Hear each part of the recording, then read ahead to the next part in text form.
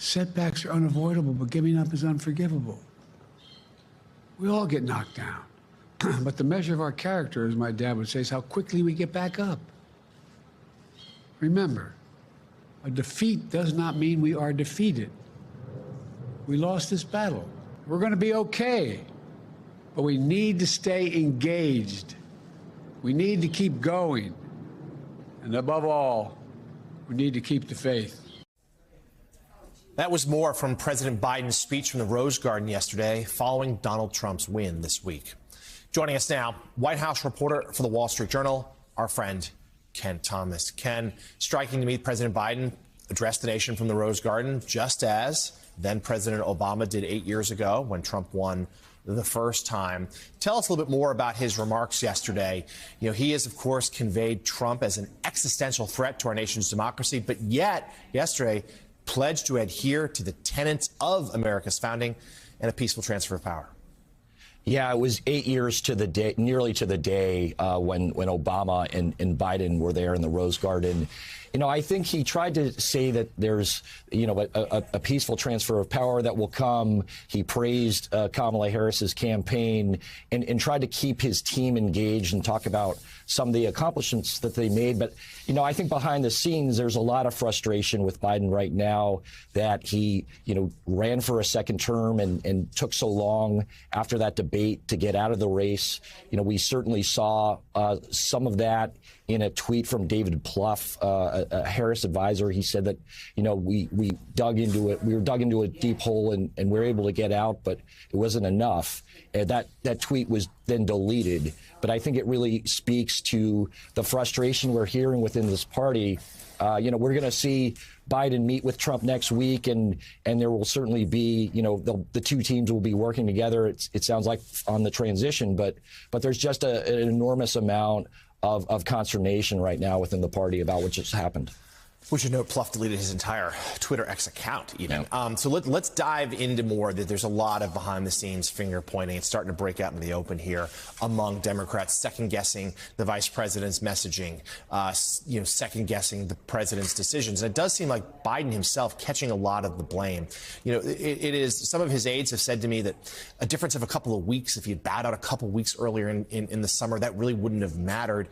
The real issue would have been had he stepped aside, let's say, after the 2022 midterms, when his record sparkling and Democrats had done well, but there was already polls reflected a sense that Americans simply thought he was too old, that they liked his job during those first 2 years, but they weren't sure they wanted to have another 6.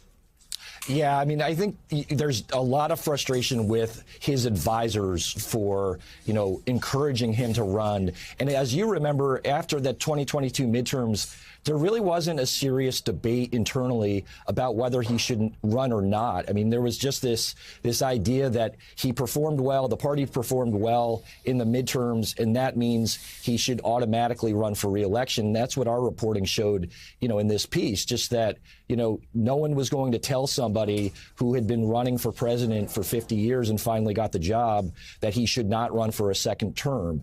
And so a lot of Democrats feel like, you know, that put them in real deep trouble from the get-go. There wasn't this opportunity to have an open primary process. You know, the party has a very strong bench. You know, there could have been, you know, a real debate and maybe, you know, get behind somebody as opposed to this 100-day campaign with Harris. And by all accounts, she performed very well. I think a lot of people in the party feel that she did everything she could. But in the end, they were dealing with this, you know, wrong track of about 70%. That's something most incumbent party candidates can't overcome. And just Joe Biden at 40% approval.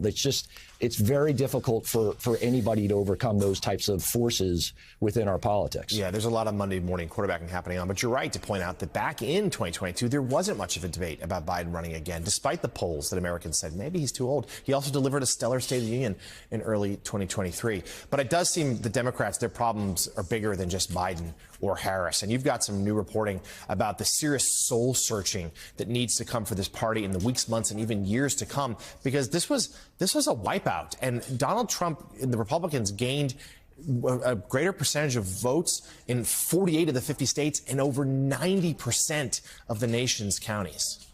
Yeah, and, you know, look, this is the first time in 20 years that Democrats are going to lose the popular vote, and they lost among a number of demographics who were normally with them. You know, Hispanic men, as you know, Congressman Curbelo just spoke about.